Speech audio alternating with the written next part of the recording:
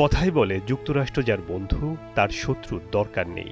প্রথমে আফগানিস্তান থেকে মার্কিন সেনা প্রত্যাহার করে যুক্তরাষ্ট্র, এরপর মিত্রশক্তি ইউক্রেনকে বুড়ো আঙ্গুল দেখিয়ে রাশিয়ার সাথে সম্পর্ক উন্নয়ন করছে যুক্তরাষ্ট্র, আর এবার সিরিয়া থেকে মার্কিন সৈন্যদের ফিরিয়ে নিচ্ছে যুক্তরাষ্ট্র। আর এতেই ভয়ঙ্কর নিরাপত্তা সংকটে ভুগতে শুরু করেছে ইসরায়েল। ইতোমধ্যে সিরিয়া থেকে সেনা প্রত্যাহার শুরু করেছে ট্রাম্পের দেশ, আর এই ঘটনায় উদ্বেগ প্রকাশ করেছে দখলদার দেশটি। আগামী 2 মাসের মধ্যে সম্পূর্ণভাবে সেনা প্রত্যাহারের লক্ষ্য নিয়ে এই প্রক্রিয়া শুরু হয়েছে বলে বিভিন্ন গণমাধ্যম সূত্রে জানা গেছে। এর ফলে নতুন সিরিয়ায় তুরস্কের কৌশলগত প্রভাব এক নতুন উচ্চতায় উঠতে যাচ্ছে। যুক্তরাষ্ট্র সেখান থেকে যত দূরে সরে যাবে ততই সেখানে শক্ত অবস্থান করতে তৎপর হবে রিসেপ তাইয়েব এরদোগান। তুরস্কের এমন শক্ত অবস্থার নিঃসন্দেহে ইসরায়েলের কপালে চিন্তার ভাঁজ ফেলেছে, আর তাই নীরবে নিভৃতে ইসরায়েল চেষ্টা চালিয়েছে সেনা প্রত্যাহার আটকাতে, এবং শেষ পর্যন্ত ব্যর্থ হয়েছে নেতানিয়াহুর সরকার। সিরিয়ান ডেমোক্রেটিক ফোর্সেসের ঘনিষ্ঠ একটি সূত্র জানিয়েছে, দেইর আজ-জোর এলাকার পনেকো ঘাঁটি থেকে প্রথম সেনা বহরটি 10 দিন আগে সিরিয়া ছেড়ে গেছে। ইসরায়েলের আশঙ্কা যুক্তরাষ্ট্রের এই পদক্ষেপ তুরস্কের প্রভাব বিস্তারের সুযোগ তৈরি করবে, ফলে আঙ্কারা ও তেল আবিবের মধ্যে উত্তেজনা বাড়তে পারে।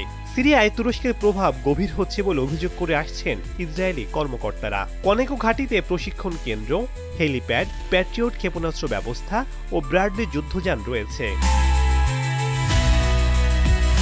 দীর্ঘদিন ধরেই মধ্যপ্রাচ্য থেকে মার্কিন সেনা প্রত্যাহারের প্রতিশ্রুতি দিয়ে আসছিলেন প্রেসিডেন্ট ডোনাল্ড ট্রাম্প। তিনি বারবার বলেছেন এটি তাদের যুদ্ধ নয়। গত কয়েক মাস ধরে এই পদক্ষেপের জন্য প্রস্তুতি নিচ্ছিল ওয়াশিংটন, আর এখন এই পরিকল্পনার বাস্তবায়নের পথে এগোচ্ছে আমেরিকা। সিরিয়ার আসাদ সরকার পতনের পর থেকে দেশটির বিভিন্ন স্থানেও তাণ্ডব চালাচ্ছে ইসরায়েল। সেখানে চলছে হত্যাযজ্ঞ ও দখলদারিত্ব।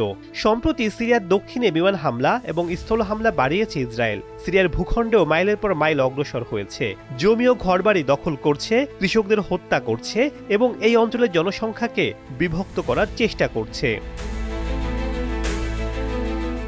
এদিকে বাংকার বিধ্বংসী বোমা ও অন্যান্য প্রতিরক্ষামূলক অস্ত্র বহনকারী 9টি মার্কিন বিমান মধ্য ইসরায়েলের তেল আবিবের কাছে নেভাতিম বিমান ঘাঁটিতে অবতরণ করেছে। হঠাৎ করে কেন এত বোমা নিয়ে ইসরায়েলে মার্কিন বিমান অবতরণ করল তা নিয়ে শুরু হয়েছে জল্পনা কল্পনা। ধারণা করা হচ্ছে তেহরান ওয়াশিংটনের মধ্যে পরমাণু আলোচনা ব্যর্থ হলে যৌথ হামলা চালাতে পারে যুক্তরাষ্ট্র ইসরায়েল, আর সে ভাবনা থেকেই হয়তো ওই বোমা সেখানে মজুত করা হচ্ছে। অবশ্য এ নিয়ে এখনো মুখ খোলেনি যুক্তরাষ্ট্র। সব মিলে যুদ্ধের ডামাডোলের ভেতরেই দিন কাটছে ইসরায়েলিদের। সহসা সেখান থেকে মুক্তির আলো দেখা যাচ্ছে না। সিরিয়ায় তুরস্কের প্রভাব বাড়লে নেতানিয়াহুর কপালে চিন্তার ভাঁজ কেবলই দীর্ঘ হতে থাকবে। শেখ সাদি মারজান, দীপ্ত সংবাদ।